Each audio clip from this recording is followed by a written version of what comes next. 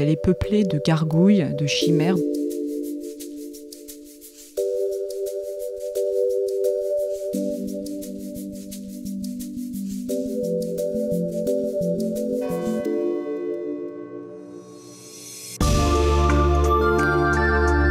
Au cœur de Notre-Dame, une série de podcasts par Passion médiéviste.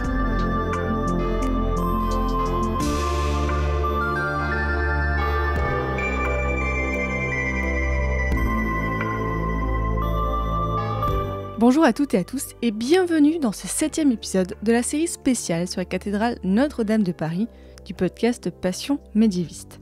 Je m'appelle Fanny Cohen-Moreau et dans cet épisode, nous allons parler d'un élément important de la cathédrale, la fameuse flèche. Nous en avons déjà parlé dans les épisodes précédents, mais je vous propose aujourd'hui un épisode sur les deux flèches, celle du Moyen-Âge et celle du 19e siècle qui a été détruite lors de l'incendie en avril 2019.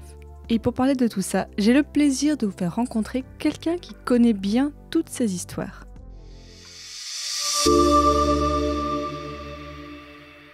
Je m'appelle Nina Derain, je suis étudiante en master Histoire de l'art, patrimoine et musée à la Sorbonne. J'ai réalisé un mémoire sur les flèches de Notre-Dame de Paris. Et j'étais également guide pour l'association CASA, donc guide à la cathédrale Notre-Dame. Pour commencer, comment définir une flèche ? Quel est son rôle dans l'architecture d'un édifice religieux ?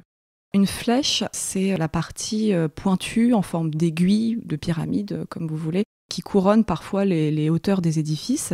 Donc on les trouve parfois sur les tours, parfois directement sur le toit. En général, elles sont en pierre, mais la flèche de Notre-Dame faisait partie d'une catégorie un peu particulière puisqu'elle n'était pas en pierre, elle était en charpente de bois, recouverte d'une couverture de plomb.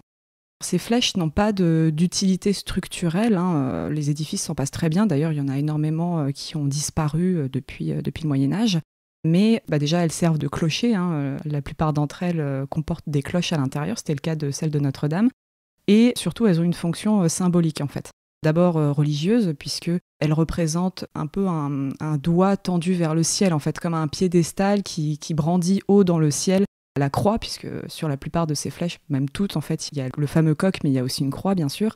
C'est aussi une façon pour l'homme de se rapprocher, en quelque sorte, des cieux, donc de Dieu. Elles ont aussi un rôle symbolique d'un point de vue plus civil, on va dire, puisque la flèche, c'est vraiment un marqueur visuel dans l'espace urbain, dans la ville. Un voyageur, la première chose qu'il voit en arrivant aux abords d'une ville, ce sont ces flèches qui dominent en fait tous les toits de la ville.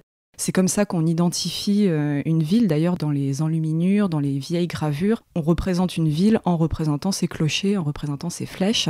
Et également, plus votre ville possédera de flèches et plus elles seront hautes, plus ce sera synonyme de bonne santé économique, de puissance. Donc il y avait une vraie concurrence à l'époque entre les villes à qui aura la plus haute flèche. En fait, c'est un peu la même chose aujourd'hui avec les gratte-ciel. La flèche de Notre-Dame, pendant très longtemps, elle a été probablement le plus haut point en fait, de Paris.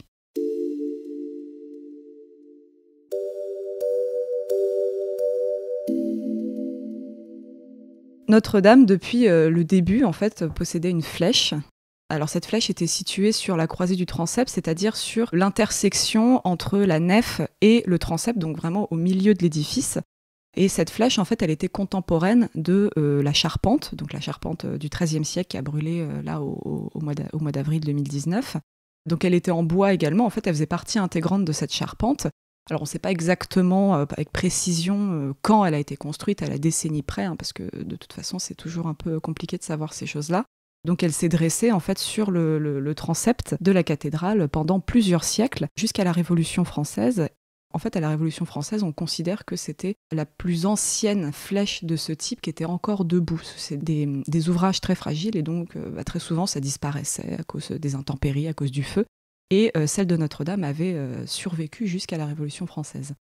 Alors cette flèche, on sait qu'elle existait parce que tout simplement on en a des représentations dans des enluminures, par exemple les traits régisseurs du duc de Berry, dans des gravures, mais ces représentations ne sont pas assez précises en fait pour qu'on sache dans le détail à quoi elle ressemblait. On sait qu'elle était très élancée, qu'elle était pointue, mais on ne connaît pas le détail de son ornementation.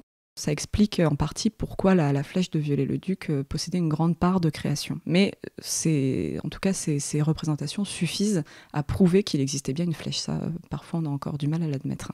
L'histoire de son démontage, de sa destruction est assez obscure. En fait, elle a été démontée pendant la Révolution française, donc dans les années 1790. La date précise reste à établir.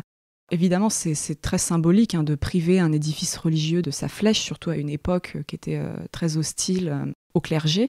Mais si elle a été démontée, c'est surtout parce qu'on voulait en récupérer le plomb qui la recouvrait, donc sa couverture en plomb, qui servait à fabriquer de l'armement, en fait, dont on avait beaucoup besoin à l'époque.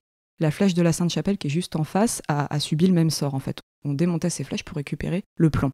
En plus, il se trouve qu'à cette époque, la flèche de Notre-Dame était de toute façon en très mauvais état. Elle avait plus de 500 ans.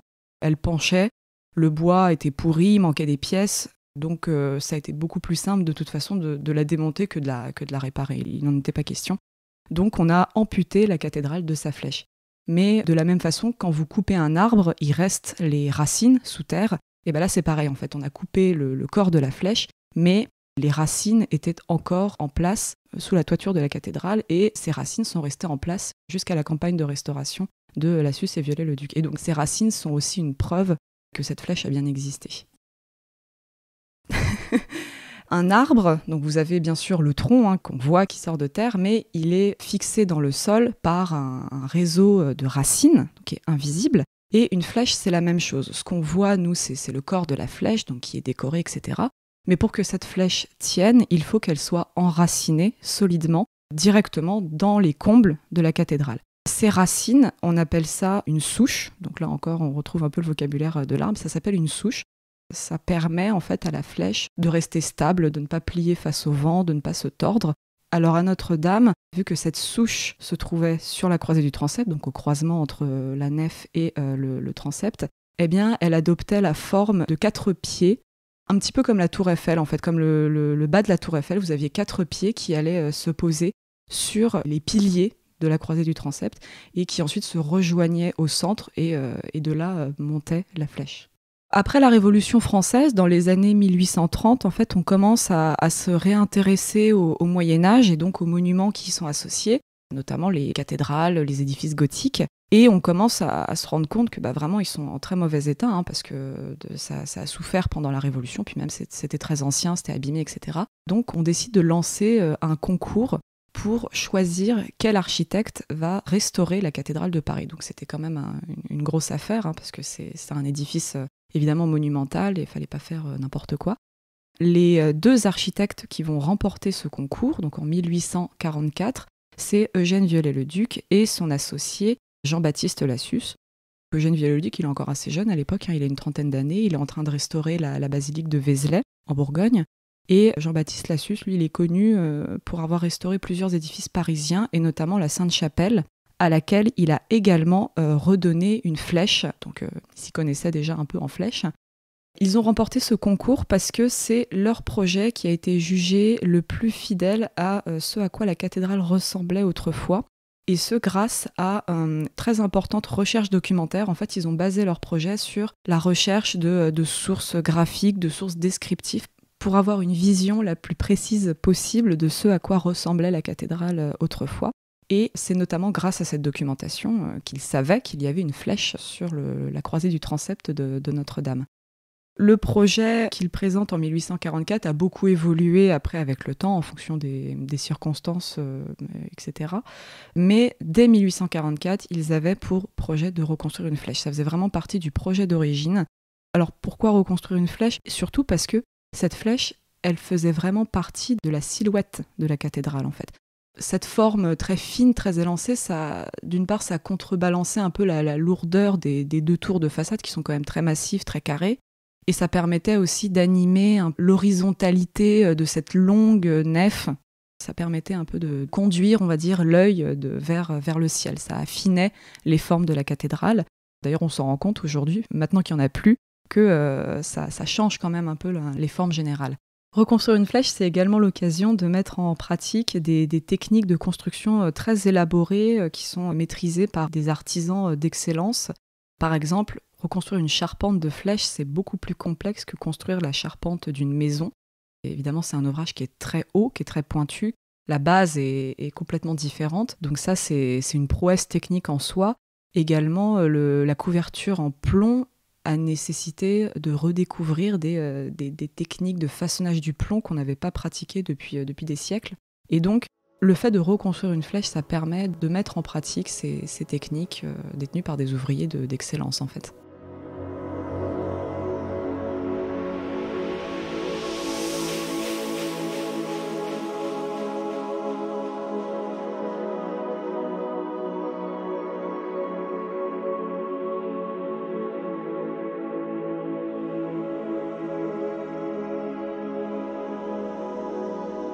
Alors, restaurer une cathédrale, bien sûr, c'est une entreprise colossale. Alors, ça consiste déjà, bien sûr, à réparer toutes les parties, toute la structure qui commence un peu à s'affaisser, à s'effondrer. Donc, c'est vraiment purement utilitaire, on va dire. Et ça consiste aussi à lui redonner toute son ornementation, ses décorations, les sculptures qui ont disparu, etc. Donc, tout ça, c'est prévu dans le projet de restauration de Lassus et Viollet-le-Duc. Le chantier s'étale sur une vingtaine d'années. On va faire plusieurs choses en même temps. On ne va pas d'abord s'occuper des sculptures, puis après s'occuper des vitraux. On va faire un peu tout ça en même temps. La restauration en elle-même commence en 1844-45 et on va vraiment s'attaquer à la flèche à partir de 1848. Donc pas tout de suite. En fait, on profite que le chœur de la cathédrale soit en travaux, donc avec des échafaudages partout, pour commencer à s'y atteler. Alors la première étape, c'est de dégager la souche de l'ancienne flèche médiévale, donc les racines en fait de cette flèche qui était toujours en place dans les combles. Et pour ça, le plus simple, en fait, c'est de démonter la voûte de la croisée du transept. Alors, cette voûte datait du XVIIIe siècle, donc de toute façon, elle n'était pas très ancienne. La voûte qui s'est effondrée là, pendant l'incendie en avril 2019, sous le poids en fait, de la flèche, c'est une voûte qui date du XIXe siècle, qui a été reconstruite. Donc, quand on a eu tout terminé, il fallait tout reboucher. Donc, cette voûte, vous voyez qu'elle a été reconstruite quand même plusieurs fois. Donc, une fois que la voûte est démontée, donc on a un trou en fait dans le toit, il faut commencer à démonter l'ancienne souche qui laissera place à la nouvelle. Alors cette ancienne souche, on la démonte parce qu'elle était plus en mesure en fait de soutenir une nouvelle flèche. Elle était également très abîmée. Elle avait quelques malfaçons, il manquait des pièces. Enfin bon, de toute façon, elle était plus utilisable, donc c'était plus simple de la démonter pour en remettre une toute neuve. Et ensuite, on commence à monter un échafaudage. Alors l'échafaudage, il est très intéressant parce qu'il va s'élever au-dessus de la cathédrale, à plus de 100 mètres de haut. Donc pour l'époque, c'est un ouvrage colossal qui est en bois, bien sûr. En fait, il a la particularité de ne s'appuyer que sur les maçonneries de la cathédrale. C'est-à-dire qu'en aucun cas, il ne s'appuie sur la charpente ou sur la toiture, qui ne sont pas du tout faits pour supporter un tel poids. Il va vraiment reposer à l'aplomb des murs, donc en équilibre en fait, sur 4 points, c'est-à-dire sur les 4 piliers de la croisée du transept. Une fois que cet échafaudage est monté, avec différentes plateformes bien sûr, pour que ce soit accessible aux ouvriers évidemment, on va pouvoir commencer à monter la flèche. Alors cet échafaudage, on en a des photographies, il a été beaucoup photographié, ce qui montre, je pense, que il attirait l'attention justement, on se dit que c'était un bel ouvrage à photographier. Et ce qui est intéressant à observer sur les photographies, c'est qu'il y a très peu de dispositifs de sécurité en fait, on va dire, pour les ouvriers. Non pas qu'ils étaient maltraités, c'était comme ça qu'on travaillait à l'époque, mais il n'y a pas de rambarde, alors bien sûr, il n'y a pas d'ascenseur, ni de monte-charge mécanique, ça n'existait pas à l'époque. Et on distingue des petites échelles toutes fines qui montent à plus de 100 mètres de haut là, pour les ouvriers, donc bon, fallait avoir le cœur bien accroché. Ça donne quelques informations sur les conditions de travail des ouvriers à l'époque. Donc une fois que cet échafaudage est monté, on peut commencer à installer les nouvelles pièces de la charpente de la flèche. Alors ces pièces, en fait, on va les faire monter par le trou qu'on a préalablement pratiqué dans la croisée du transept. En fait, on passe pas par l'extérieur parce que c'est plus simple en fait de passer par l'intérieur. Voilà. Bon. Donc on installe ces pièces les unes après les autres et en tout, le montage de la charpente prend 3 mois. Donc c'est assez rapide. Donc ça, entre le début de l'année 1859 et le printemps, on va dire. Et ensuite, une fois qu'on a terminé la charpente, faut marquer le coup quand même, donc on fait une petite cérémonie avec les acteurs du chantier, avec le clergé, voilà. En fait, d'abord, on installe provisoirement un drapeau tricolore au sommet de la flèche, donc c'est un beau symbole, ça montre que une espèce de concorde, on va dire, entre l'église, bien sûr, et l'État qui gère un peu ces chantiers. Ensuite, on va installer la croix en fer forgé, donc qui fait 8 mètres de haut. On s'en rend pas compte quand on est en bas, bien sûr, mais elle est très grande, avec au-dessus le coq en cuivre qui contient des reliques. Donc le coq qu'on a retrouvé dans les débris de l'incendie. Alors ça, c'est une opération très spectaculaire. On le sait grâce aux journaux de l'époque, en fait. Dans les journaux, on nous explique que le montage de cette croix va attirer les curieux qui vont se masser sur les quais de Seine pour voir ces ouvriers à près de 100 mètres de haut monter cette croix qui est très très lourde. C'est un peu un spectacle aussi quand même pour la ville autour. Une fois que cette croix est montée, là on va pouvoir commencer à recouvrir la charpente de plomb. Donc il faut faire assez vite quand même parce que le bois bien sûr ça pourrit, donc si la flèche est pourrie alors qu'elle n'est pas terminée c'est un peu embêtant. Donc là viennent les plombiers, les ouvriers plombiers, les couvreurs aussi, qui vont envelopper toutes les pièces de bois de cette charpente dans des feuilles de plomb de quelques millimètres d'épaisseur. Alors le plomb c'est très souple, donc on peut le manipuler avec des maillets froids, donc ça c'est très pratique. Cette opération de couvrement va durer, elle, 18 mois, donc c'est beaucoup plus long. Justement parce qu'il faut être très minutieux, il faut vraiment recouvrir tous les recoins, toutes les petites moulures, les petites décorations, voilà, donc ça prend du temps. Viollet-le-Duc, il appelle ça de l'orfèvrerie monumentale. C'est exactement pareil que quand vous recouvrez une petite sculpture avec des feuilles d'or, là, voilà, c'est pareil. Sauf que c'est du plomb et c'est beaucoup plus grand. On commence la couverture en plomb par le haut, tout simplement parce que après on va descendre et en descendant, on démonte l'échafaudage au fur et à mesure, jusqu'à arriver au niveau du toit. Ensuite, la dernière étape, c'est d'installer les statues en cuivre des apôtres, donc les statues en cuivre qui sont à la base de cette flèche, qui ont été démontées quelques jours avant l'incendie. Ces statues d'apôtres, elles sont préalablement fabriquées, bien sûr, en atelier, avec du cuivre à partir des matrices du sculpteur, et elles sont livrées au fur et à mesure sur le chantier et montées une à une. Alors cette opération, ça a pris son temps aussi, et les derniers apôtres sont installés en 1861.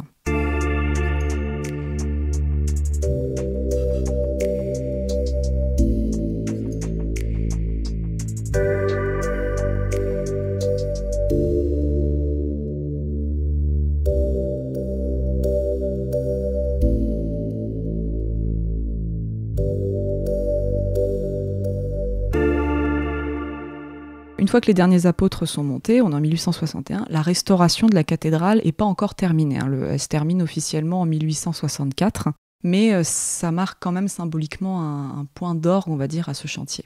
Cette flèche, elle est très représentative de ce qu'on appelle le style néo-gothique, en fait, au XIXe siècle, vu qu'on se réintéresse beaucoup au Moyen-Âge et donc au style gothique.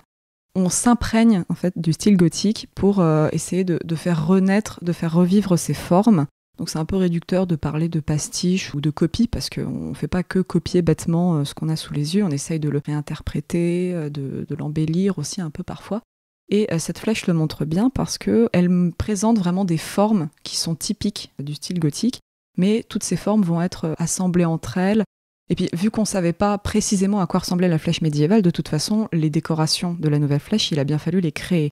Donc on va les créer à partir du répertoire des formes gothiques qu'on connaît, qui sont emblématiques en fait. Les deux étages de cette flèche, qui sont ajourés par des espèces de grandes baies, et ces baies, en fait, elles adoptent les formes qu'on va trouver dans les baies des fenêtres de la cathédrale, par exemple. Sauf que là, en fait, toutes ces formes vont être transposées de la pierre au plomb.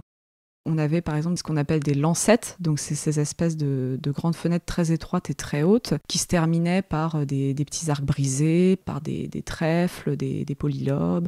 On trouve également quelque chose, alors ça au 19e siècle, ils adoraient ça, c'était les crochets, c'est-à-dire les petites tiges en fait qui décoraient les parties élancées des édifices.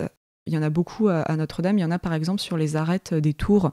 Ça anime en fait, on va dire, les formes qui sont soit très verticales, soit très horizontales, ça crée des jeux d'ombre et de lumière. Et il y en avait sur l'aiguille de la flèche.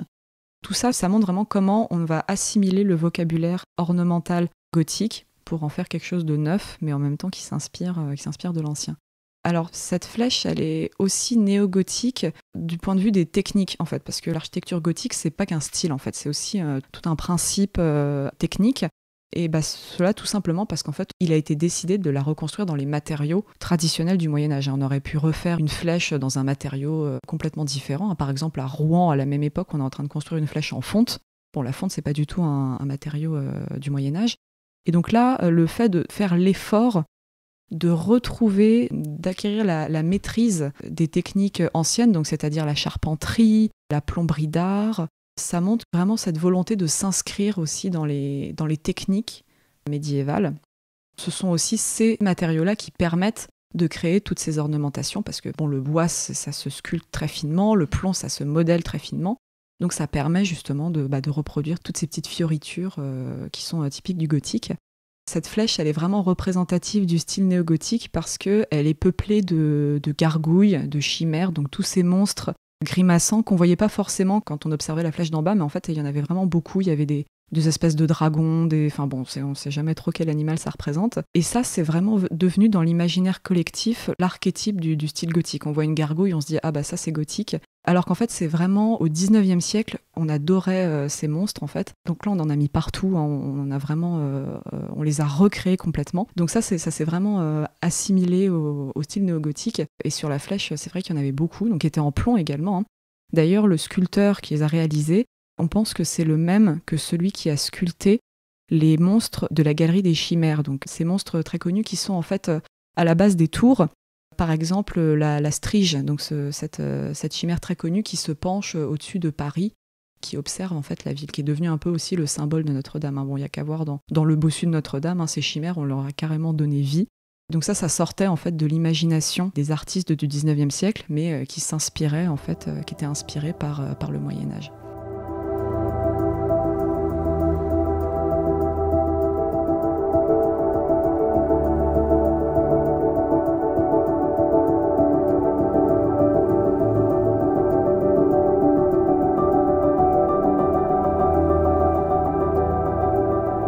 L'incendie, au moment où il s'est déclaré, au moment où la nouvelle a commencé à se répandre, donc j'étais en train de rédiger mon mémoire. Là, c'était vraiment le mois d'avril, c'est vraiment un temps très fort dans la rédaction des mémoires, donc j'étais en plein dedans.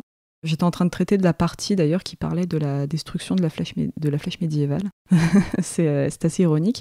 Alors bon, j'ai tout suivi à la télé, hein, comme beaucoup de monde bien sûr, donc évidemment beaucoup d'émotions. Hein. On a souvent comparé ça à la mort d'une personne en fait. Hein. C'est vrai que la cathédrale, pour beaucoup, c'était devenu une amie, comme dit Olivier par exemple. Hein. Donc ça fait quelque chose. Puis dans les jours suivants aussi, bien sûr, hein, on s'adresse à vous comme si vous aviez perdu un proche. Voilà, donc ça en dit long, je trouve, sur l'émotion et l'attachement qu'on pouvait y avoir. Alors en plus, moi je côtoyais cette flèche depuis plusieurs mois, hein, je la connaissais par cœur. C'est vrai que du jour au lendemain, elle est plus là, donc ça fait aussi quelque chose. Alors ensuite, d'un point de vue de la recherche, ça n'a pas tellement perturbé mon programme parce que après je travaillais essentiellement sur des documents écrits, etc. Ça a peut-être donné par contre une dimension un peu différente quand même à ce que j'écrivais parce que là on parlait d'un objet qui n'existait plus.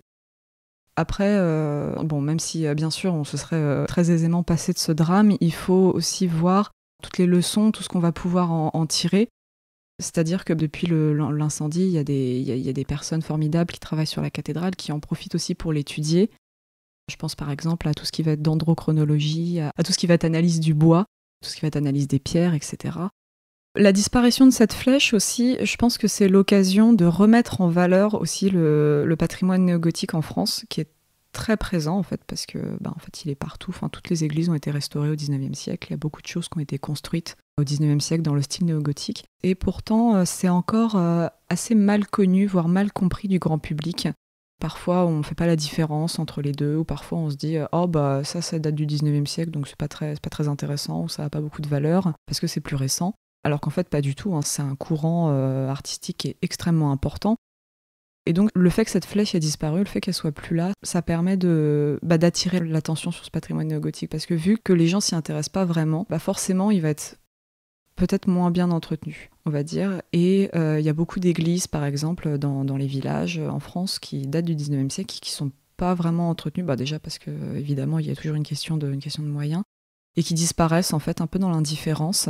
Et c'est vraiment dommage. Cette flèche, c'est un peu le symbole de ce patrimoine, on va dire. Notamment des flèches comme celle de Notre-Dame, donc qui sont en charpente et en plomb, qui datent du 19e siècle. Il y en a d'autres en France. Déjà, il y a celle de la Sainte-Chapelle, qui est juste en face. Elle est à quelques mètres, en fait, de Notre-Dame, quoi. Donc, certes, il faut pleurer la disparition de la flèche de Notre-Dame, mais il y en a une autre juste en face qui est également magnifique, qui a été construite par Jean-Baptiste Lassus. Donc vraiment, elles sont très proches. Il y a aussi, par exemple, la cathédrale d'Orléans. Il y a une flèche qui ressemble beaucoup à celle de Notre-Dame, qui date également du 19e siècle. Il y a celle du Mont-Saint-Michel, la flèche qui vraiment domine toute la baie. Elle date également du 19e siècle. Et donc, ça, ce sont des ouvrages qu'il ne faut pas hésiter à admirer, parce que ça, c'est vraiment le représentatif de tout ce qu'on sait faire, de tout ce qu'on a su faire au 19e siècle. Alors j'ai été guide à Notre-Dame de Paris pendant 1 mois, au mois d'août 2018. Ce que j'aimais beaucoup montrer pendant mes visites, aussi bien à l'extérieur, donc sur la façade qu'à l'intérieur, c'était le dialogue entre toutes les époques, en fait. Parce que, bon, évidemment, la cathédrale, c'est un édifice médiéval, en grande majorité, du XIIIe siècle. Mais il y a énormément de choses qui ont été ajoutées, modifiées au fil des siècles. Et ça montre que c'est un édifice qui n'a jamais cessé de vivre, en fait. C'est pas un musée, c'est pas figé dans le temps. Déjà, il y a tout ce qui est 19e siècle, évidemment, mais entre le Moyen-Âge et le 19e siècle, il s'est passé beaucoup de choses. Par exemple, l'aménagement du chœur avec le vœu de Louis XIII. En fait, dans le chœur de la cathédrale, vous avez une statue de la Vierge qui tient le Christ mort dans ses bras, donc une Pietà, en fait. Et de part et d'autre de cette Vierge, il y a une statue de Louis XIV et de Louis XIII en train de prier. Et c'est Louis XIV qui a fait aménager ce chœur. Il y a également des choses qui sont très récentes, par exemple l'autel qui a disparu dans l'incendie, il datait des années 70. Alors bon, il y a beaucoup qui le trouvaient laid, mais bon, c'est parfaitement subjectif. Moi, je trouvais qu'il avait parfaitement sa place là où il était. Il y a des vitraux également. Les vitraux, il y a toutes les époques. Bon, alors les vitraux médiévaux, il y a les roses, bien sûr, qui ont été également très remaniés au cours du temps. Il y a des vitraux du 19e siècle, il y a des vitraux du 20e siècle. Tout ça, ça montre vraiment que les hommes n'ont jamais cessé de prendre soin de cette cathédrale, d'y laisser leur trace et la trace de leur époque, en fait. Et donc ça, je trouvais ça très intéressant. Et puis bien sûr, la flèche montrait ça aussi complètement, qu'elle vient prendre la place au 19e siècle d'une flèche qui, elle, date du 13e siècle. Voilà.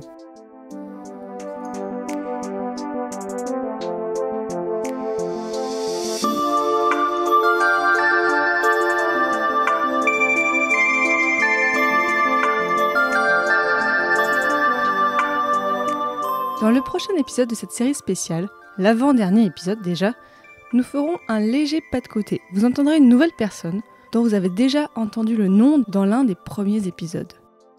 Merci à Clément Nouguier pour le générique de cette série, merci à Dean pour la magnifique illustration, merci à Jonathan, le mec de Zef, pour le montage, et merci aux personnes qui soutiennent Passion médiéviste sur Tipeee et qui ont permis le financement de cette série spéciale.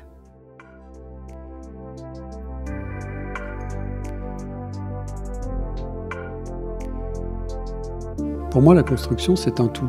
C'est-à-dire qu'il n'y a pas une grande construction et une petite construction.